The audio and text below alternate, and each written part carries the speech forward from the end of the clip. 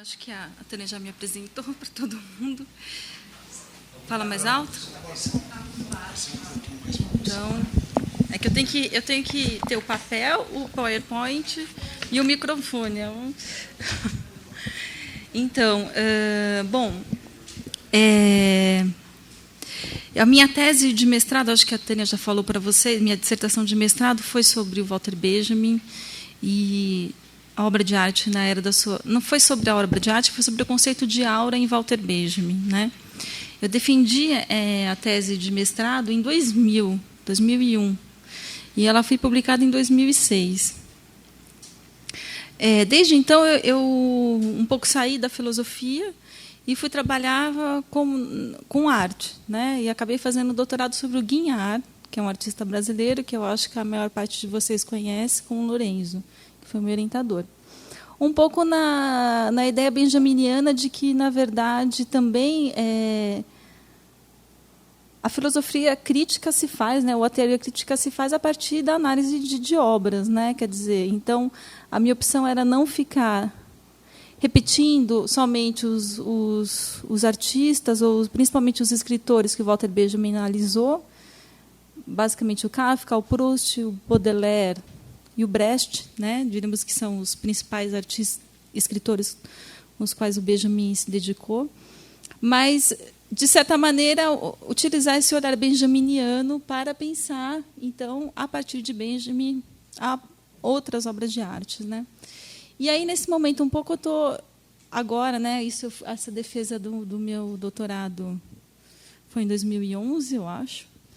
E então, desde então, eu tive vontade de voltar para o Benjamin e voltar para alguns conceitos do Benjamin que eu não consegui trabalhar muito bem na minha dissertação e que hoje mostram que o texto da obra de arte, na verdade, ele talvez seja muito mais rico, e ele ainda tem muitas possibilidades abertas de leitura do que se supõe, né? Que seja essa simples ideia de que o Benjamin defende o fim de uma arte aurática em favor do cinema, né?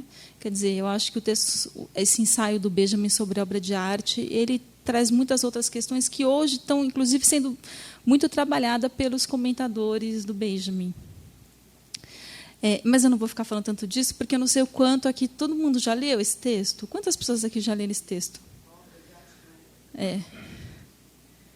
E já faz muito tempo, vocês lembram bem? Então, eu também não vou... Eu vou voltar para a obra de arte, porque eu não vou ficar falando de coisas, né? Eu vou, hoje, basicamente, tentar fazer uma explanação do argumento... Um dos argumentos principais da obra de arte. Não, é desse para frente. Não, tudo, mas é nesse tamanho. Isso, obrigada. Desculpa, gente. Eu vou tentar fazer uma explanação, né, se der tempo, porque tem muitas coisas que eu quero falar antes, desse texto do Benjamin. Bom, mas para começar, então, o curso, como, na verdade, também a proposta do curso é que a gente consiga fazer um cruzamento, não é um curso só de teoria, né, de filosofia, mas que a gente consiga fazer um intercruzamento entre teoria e as próprias obras de arte. Eu escolhi assim meio um pouco, não foi de forma aleatória, mas eu acho que são dois artistas, talvez, para a gente pensar, e duas propostas artísticas que foram feitas, basicamente, nos mesmos anos, né, os anos 60 e começo dos 70. Porque, quando a gente fala dessa relação entre estética e política, quer dizer, se a gente começar a trabalhar isso só com os textos, pode ser que fique parecendo uma coisa muito teórica. E na verdade, são coisas que estão presentes hoje e na forma como a gente pode olhar para as obras de arte ou para as manifestações artísticas. Então, eu só trouxe aqui dois exemplos de artistas que eu acho que, na verdade, eles são um pouco contrapostos, mas a minha ideia é que, no fundo, no final, eles vão ter um conceito de política que pode ser parecido. Tá? Então, a primeira manifestação artística que eu me lembrei assim de trazer, que eu acho muito interessante, porque eu acho que é muito marcante, e é algo que está muito presente hoje na arte que se faz hoje, é essa manifestação, não sei nem como chamar isso, né, essa ação do Beuys, na Documenta 5, de 72, né, da Documenta de Cássio, de 72, em que o Beuys, na verdade, ele fez um escritório, ele instalou um escritório na Documenta, que chamava a obra, né, a instalação ou a ação chamava Escritório da Organização para a Democracia Direta mediante Plebiscito, que foi uma organização que o Beuys fundou em 1971, né? Óbvio que era uma fundação que tinha um caráter político, né? E que, em 72, então, foi convidado a fazer a Documenta de Kassel e fez esse escritório, onde ele passou 100 dias, que é o dia que dura a Documenta de Kassel, que ele ficava das 10 às 8 como um funcionário de um escritório, né, discutindo com as pessoas. Né, e não que essas discussões, que eu saiba, elas nunca foram publicadas em português. Tem uma parte delas que eu já li, tive a oportunidade de ler, foram transcritas, mas não todo o tempo, óbvio, que ele passou no Documenta de Kassel. E as conversas iam, óbvio, desde a discussão sobre a questão da democracia direta, mas até ataques do público em relação a ele, chamando ele de um charlatão, e que aquilo não era arte, enfim. Então, o Beuys ele formou esse escritório, onde ele se colocava meio como um funcionário. Aí, ele, no primeiro dia da Documenta, com esse colete vermelho, essa rosa vermelha, né? E ele ficava, então, sentado esperando as pessoas para discutir. Eu acho que isso é um pouco um marco, né, na arte contemporânea, em várias práticas políticas, né, que a gente entende como políticas na arte contemporânea. Tá? Se vocês tiverem alguma questão, alguma pergunta, podem ir falando. O interessante é que, no último dia da Documenta, ele promoveu essa luta de boxe, né, que é esse cartaz aqui do lado, que é Boxkampf, que é uma luta de boxe, né, que ele promoveu entre ele e outra pessoa, e tem umas fotos dele lutando boxe.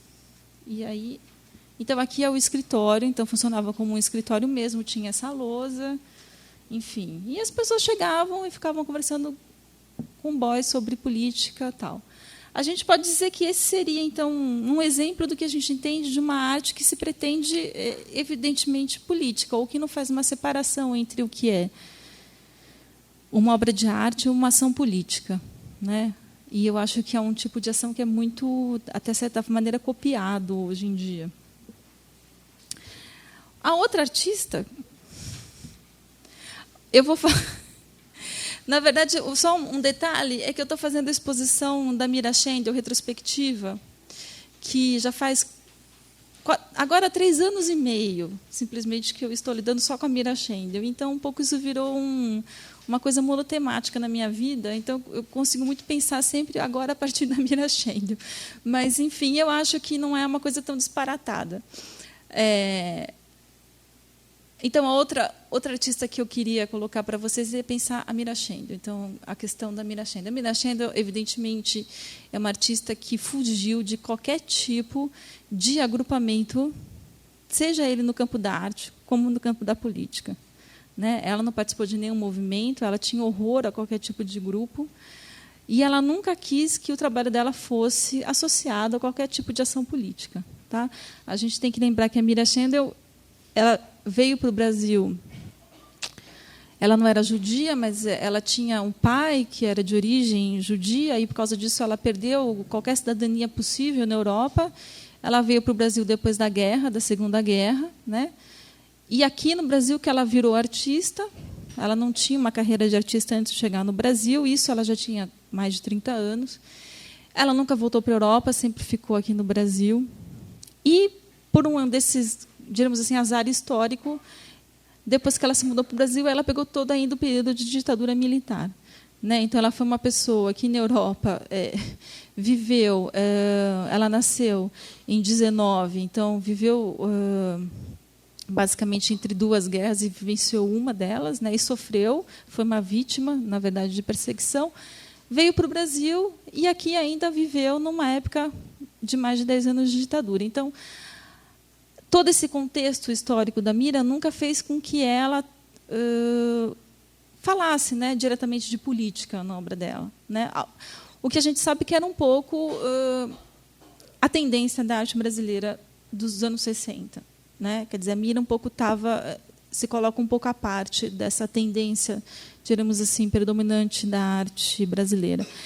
Esse trabalho das monotipias, que eu acho que todo mundo aqui conhece, mas eu trouxe porque é um trabalho que ela foi feita uma série, né, um conjunto de desenhos que a gente chama de monotipias. Ela chamava de monotipia, não nós chamava, ela já chamava de monotipias, é um apelido, que ela fez de 64 a 66, que dizem, nunca ninguém contou, mas dizem que são mais de 2.000 desenhos. Eu acho que é muito mais do que 2.000 desenhos. Tá? Ela fazia isso de uma forma incessante. Esses desenhos são feitos, então, essas folhas de papel de arroz muito finos, onde você pode ver o desenho dos dois lados. E eles são muito simples e simplesmente é um gesto, né? É uma coisa muito rápida e que a Mira fazia de uma maneira quase, enfim, ela tinha um trabalho incessante, né? Tem uma coisa no gesto que vai se repetindo, vai se repetindo, vai se repetindo. Hoje em dia esses desenhos eles não foram criados como séries, mas a gente tende a agrupá-los como séries. Então, tem as séries das linhas, tem as séries dos As, tem as séries das escritas em alemão, tem as séries das escritas em italiano, tem as séries das escritas em português. Quer dizer, a Mira ia variando sempre dentro de uma mesma ideia, né? Bom, vou deixar esse trabalho aqui. Um outro trabalho, então, talvez um que se aproxime um pouco mais do que a gente entende de uma arte política. Esse trabalho que eu acho que todo mundo conseguiu ver na Bienal do ano passado, 30 vezes Bienal. Esse trabalho estava montado lá. Na verdade, essa é uma imagem da Bienal do ano passado, né? Ele foi um trabalho que a Mira pensou originalmente para a Bienal de 69, que é uma das paradas de probabilidade, que era a Bienal que foi a Bienal do boicote, a 10ª Bienal, né? Que foi uma Bienal que vários artistas, houve um movimento internacional de boicote a essa Bienal por conta do AI-5. E muitos artistas estrangeiros se negaram a participar da Bienal, e muitos artistas brasileiros que foram convidados a participar da Bienal não participaram da Bienal, como o Carlos Vergara, Antônio Manuel, muitos artistas hoje que a gente conhece. A Mira, ela foi convidada a participar da Bienal, se não me engano, não me lembro quem era o curador, mas de certa maneira a decisão dela foi apoiada, ela aceitou participar da Bienal e a posição dela foi apoiada pelo Mário Chamber. Os artistas que eram mais próximos ao Mário Pedrosa todos boicotaram a Bienal, então tinha também um pouco essas duas visões da esquerda no país na época. E a obra, então, são esses fios de nylon com uma placa de acrílico que tem uma citação de um texto bíblico, do Livro dos Reis, que basicamente fala um pouco da questão da presença de Deus, né? Onde você encontra a presença de Deus. A Mira foi, obviamente, muito criticada por ter participado dessa Bienal. E hoje em dia é muito interessante porque a releitura que se faz desse trabalho, principalmente dos críticos estrangeiros, é como sendo um trabalho político. Existe uma leitura que é um pouco corrente lá fora, que é a Mira. Ela não se recusou a participar da Bienal, mas ela participa da Bienal com uma obra que fala basicamente do silêncio, né? E que os críticos associam com a questão do silêncio que estava acontecendo, ou do silenciamento que, diremos assim, estava ocorrendo dentro do país nessa época. Então, a obra acaba ganhando, a posteriori, uma leitura política, mas que não era, de modo algum, a leitura que a Mira fazia dessa obra. E, em nenhum momento, ela disse que a obra pretendia ser um manifesto em relação ao silêncio, enfim. Isso é uma leitura política que se faz a posteriori da obra. E que, de certa forma, também reduz um pouco o significado da obra da Mira Schendel, né? Quer dizer, é uma leitura que eu acho um pouco rasa desse trabalho, e é a leitura que a gente perigosamente vai transformando hoje na leitura mais comum e homogênea, né? Assim, que a crítica vai transformando na leitura mais comum desse trabalho, porque é um trabalho também de muito difícil compreensão, porque a Mira tem esse universo que é muito denso, e nesse trabalho particularmente onde ela está relaciona questões de física quântica com religião, né? E para se entender um pouco isso, tem que se entender também todo o percurso que da Mira até aí, né? Até a chegada desse trabalho.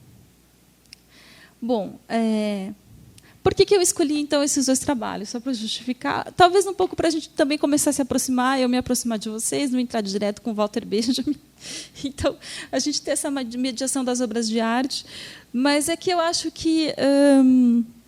é porque a gente está falando de coisas, na verdade, que são muito concretas. De um lado, você tem um trabalho como o do Beuys, que é um dos artistas mais interessantes, né, da segunda metade do século XX, que assumiu desde sempre o trabalho como uma prática política, né, de uma maneira consciente. Né, o trabalho do Beuys, tudo que o Beuys fez é permeado por isso, a gente sabe. Né?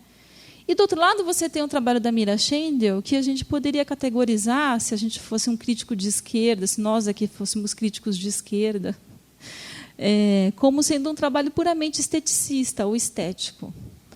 Um trabalho que se nega um pouco a falar das questões sociais, reais, e que se meio encastela, né, numa espécie de esteticismo e de uma pura experimentação.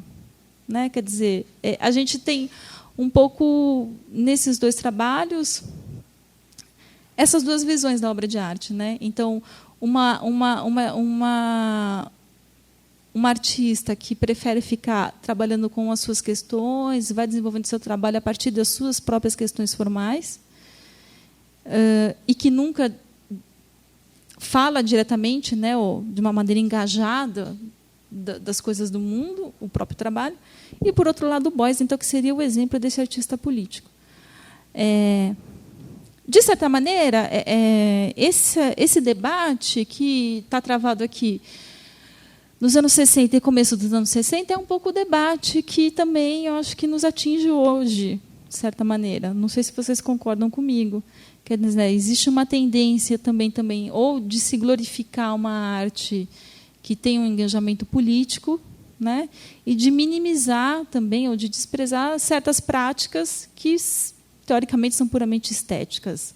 E a gente pode um pouco falar, sei lá, de uma pintura mais abstrata, de um artista que continua fazendo uma pintura mais abstrata. Quer dizer, eu acho que essa dicotomia, essa forma de ver as coisas, ela está muito presente ainda hoje, né? E ela estava presente, então, também na época que o Walter Benjamin escreveu a obra de arte, né? Tudo bem? Então, um pouco, esses 2 trabalhos eu trouxe um pouco para mostrar como um pouco é o fundo, né? Essa é a questão. Né? Um trabalho pode ser experimental e, ao mesmo tempo, ter um valor político. Um trabalho pode ter simplesmente um valor político e, necessariamente, não precisa ser experimental, porque a sua qualidade está no seu caráter político. Né? Essas são questões que a gente enfrenta. Qualquer pessoa que vai em bienais, que frequenta obras de arte, ou que frequenta exposições, ou que escreve sobre arte, né? Você sempre tem esses 2 polos aí, e que é um pouco também já estava lá no texto do Benjamin. Bom, essa parte do Benjamin. Bom, mas o curso então pretende ver um pouco a questão do Benjamin e do Rancière. Quando eu sugeri para a Tened fazer essa aproximação Benjamin e Rancière, primeiro, óbvio, por causa do meu interesse em ler o Rancière hoje, porque eu acho que o Rancière discute essa questão num outro nível, que não é um nível, diríamos assim, às vezes mais superficial, né, de ver essa questão entre estética e política. Também porque eu achava que tinha algumas coisas que o Rancière diz, que há algumas coisas que o Rancière trabalha nos textos dele, que se aproximam do que o Walter Benjamin dizia. É óbvio que o Rancière também foi um leitor de Walter Benjamin. Eu não tenho nem dúvida de que ele tenha lido o Walter Benjamin. Né? Agora, eu não estou com isso querendo fazer nenhuma espécie de genealogia. Não estou querendo dizer que o Rancière sai do Walter Benjamin. Essa não é a minha intenção. A minha intenção um pouco é ver 2 posições sobre esse assunto da estética e política e ver o que isso nos ajuda a pensar, ou não, as obras contemporâneas. Né? Eu estou entendendo por contemporâneo o Beuys e a Mira ainda são meus contemporâneos. Tá? O que é interessante, então, é que se a gente for pensar em termos históricos, o Benjamin pensar isso no começo do século XX, é bom a gente localizar, e o Rancière, então, está começando a escrever no final do século XX, mas os textos sobre arte são basicamente, eles servem mais no século XXI. Né? um dado interessante é que o Rancière nasce no ano que o Walter Benjamin se suicida, tá? Que é 1940. Então, só um pouco para trazer também qual é o percurso, qual é o nosso arco histórico. Tudo bem? Bom, então hoje eu vou falar mais do Walter Benjamin. Como eu não sabia quem conhecia o Walter Benjamin, quantas pessoas conheciam, quantas pessoas já tinham lido, quem sabia direito quem era o Walter Benjamin, eu vou fazer um pouco uma introdução ao Walter Benjamin. Então, esse é o Walter Benjamin, essa fotinha dele colorida, que é uma das mais famosas. Então, ele nasceu em 1892, morreu em 1940. Nasceu na Alemanha, em Berlim, e morreu tentando ir embora da Europa em Portbou, na Espanha, né? Na verdade, ele se suicidou tomando uma dose de morfina, letal de morfina, né? Porque ele achava que ele ia para um campo de concentração, né? Mas ele já tinha um visto americano para emigrar para os Estados Unidos, mas ele, enfim, com medo de ir para o campo de concentração, ele se matou. Isso é muito importante, né? Quer dizer, para um crítico, se a gente for pensar para um crítico materialista ou para um crítico marxista, é sempre importante a gente entender o momento histórico que ele viveu. Até um pouco para pensar de que as coisas que o Walter Benjamin escreve, elas não podem ser tomadas como regras fixas que não são mutáveis, né? Porque quem toma os escritos do Walter Benjamin dessa forma acaba não se dando bem, entendeu? Porque ele não se encaixa na nossa realidade de hoje, tá? Bom, a filosofia do Walter Benjamin, ela se divide em duas partes. O primeiro período da filosofia dele, ele começa a escrever muito cedo, que vai desde meados dos anos 10, 1910, até o final dos anos 20. É uma filosofia ainda onde ele não lia Marx, ele não estava ligado ao materialismo histórico, e onde domina um certo esoterismo de fundamento teológico. Tá? O Walter Benjamin, sim, leu muita cabala e estava muito relacionado também com o pensamento religioso. Nesse momento, ele escreve textos importantes que começam a ser traduzidos agora no Brasil, que são os textos sobre a linguagem e a experiência, a origem das línguas e a questão da experiência. Ixi, acho que está fora de ordem.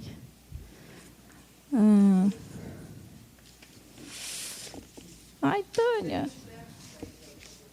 Ah, tá. Ai, meu Deus. Não deu certo. Bom, deu certo, eu vou pegar meu papel. Então, sobre a tese, ele escreve a tese dele de doutorado, que é muito famosa, que é um estudo sobre o conceito de crítica de arte no romantismo alemão, tá? Que é a primeira vez que Walter Benjamin delimita mais ou menos qual é o papel da crítica a partir do estudo dele do romantismo alemão. Essa tese é de 1919, essa tese de doutorado dele. Um ensaio importantíssimo dele sobre as afinidades eletivas do Goethe, que ele foi publicado, acho que há 2 anos atrás, que é um dos ensaios mais difíceis do Walter Benjamin e ao qual a gente não tinha acesso em português. Quem queria ler esse ensaio só em alemão e tinha uma tradução em francês, mas que é um ensaio também que fala também da questão da crítica de arte, tá?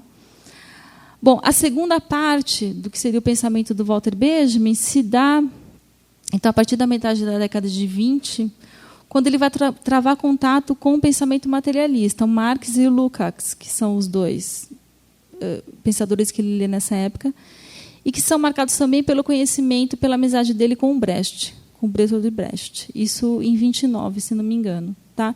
Então, a partir desse momento, é o que a gente chama a fase marxista-materialista do Walter Benjamin. Então, quando vocês falarem os textos, tem essa diferença que é bastante clara. Um pouco falando da biografia dele, para vocês entenderem como é que nasce, onde nasce o texto sobre a obra de arte. Então, o Walter Benjamin ele tem uma tentativa fracassada de seguir uma carreira universitária na Alemanha exatamente pela origem dele, né? A tese dele de habilitação, que se chama, que é a origem do drama barroco alemão, que também é uma tese que já é traduzida há um certo tempo, que é um livro bastante denso e que é uma leitura muito inovadora que o Benjamin faz sobre a questão do barroco, ela é negada pela Universidade de Frankfurt como tese de habilitação, e aí o Walter Benjamin desiste de ter uma carreira universitária. Isso em 25. Então, ele decide, o Walter Benjamin, construir uma carreira como crítico literário, né? E de arte na grande imprensa, ou seja, nos jornais, basicamente, naquele momento. E ele vê nisso uma possibilidade concreta de inserção no debate político da época dele. Então, ele nunca vai se filiar, o Walter Benjamin nunca se filia a nenhum partido político, tá? Mesmo mantendo todas essas relações com a Asa Lashes, que é uma revolucionária russa, com quem ele é o grande amor da vida dele, enfim, ele vai para Moscou algumas vezes, ele se nega a participar de qualquer partido político, tá? O irmão do Walter Benjamin, ele se filia e ele morre no campo de concentração, né? O irmão mais velho do Walter Benjamin. Bom, então, entre 29 e 33, que são os últimos anos da República de Weimar, né, que a gente também tem que lembrar isso, ele alcança efetivamente uma posição pública importante como crítico na Alemanha. Ele publica vários dos textos que a gente lê hoje, ele publicou em jornais importantes de crítica literária, como o Literarische Welt e o Die Gesellschaft, além de publicar muitas coisas no Frankfurt Zeitung.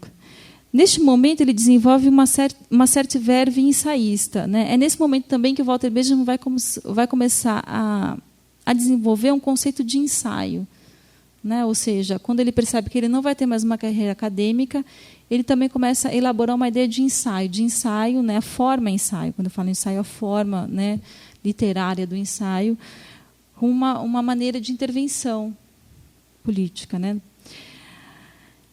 Ele também faz uma coisa muito interessante, desde essa época da República de Weimar, de 29 a 33, o Walter Benjamin produz 85 emissões para a rádio, onde ele escreve programas sobre o Kafka, sobre o Goethe, sobre o Brecht, e ele faz essas emissões, né, para a rádio, que são coisas que essas emissões não são traduzidas em português ainda.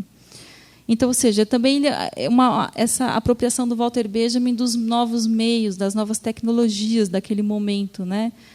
Que depois ele vai defender no texto da obra de arte, mas, na verdade, ele já utilizava isso na própria prática dele. Bom, em 33, então, o Walter Benjamin parte para o exílio. Ele nunca mais vai morar na Alemanha, né? Na verdade, acho que ele perde nesse momento, depois de um certo momento, ele perde a cidadania, a nacionalidade alemã, e aí ele vai morar em várias cidades, Paris, Ibiza. Ele também vai para a Dinamarca, ele sempre vai em alguns momentos para a Dinamarca e fica um tempo com Brecht na Dinamarca, ou seja, sempre tentando fugir do cerco do nazismo, do fascismo na Europa, até o momento que ele decide que não dá mais para ficar na Europa, né, quando a França então é invadida, e aí ele toma consciência de que ele tem que ir embora da Europa, porque o Walter Benjamin ele demora muito tempo para ir embora da Europa. Ele tinha essa questão de não querer abandonar a Europa. Enquanto o Adorno e o Horkheimer e o Instituto de Pesquisa Social já se mudaram para Nova Iorque há algum tempo, o Walter Benjamin insiste em ficar na Europa. É só quando ele percebe que realmente a vida dele está em perigo que ele aceita. Então, o Horkheimer arranja um visto americano e que ele aceita, então, ir embora da Europa, mas aí já é muito tarde, né? E o Walter Benjamin sempre tem essa... ele é engraçado porque ele tem essa figura dele, sempre se coloca uma figura do azarado, que é aquela pessoa que sempre chega muito tarde num lugar, né? Sempre nunca está muito tarde no lugar, e a morte dele um pouco é isso também, né? Mas ele sabia disso, né? Ele foi ficando na Europa, enquanto todo mundo um pouco já tinha tentado fugir, né? Bom, em 35, o Walter Benjamin ele se torna então bolsista do Instituto para a Pesquisa Social, que eu não sei se todo mundo sabe o que é, mas é o que a gente no Brasil conhece como a famosa Escola de Frankfurt, né, onde os teóricos mais conhecidos são Adorno e Horkheimer, né? Só em 35, então, é que o Walter Benjamin se liga à Escola de Frankfurt. A gente costuma também achar que o Walter Benjamin é um teórico da Escola de Frankfurt, mas não, só em 35 que ele se torna bolsista do Instituto. E muito porque ele está no exílio, e essa vai ser a única renda que ele vai ter até o resto da vida, vai ser a bolsa que o Instituto dá para ele, para pesquisar. Tá?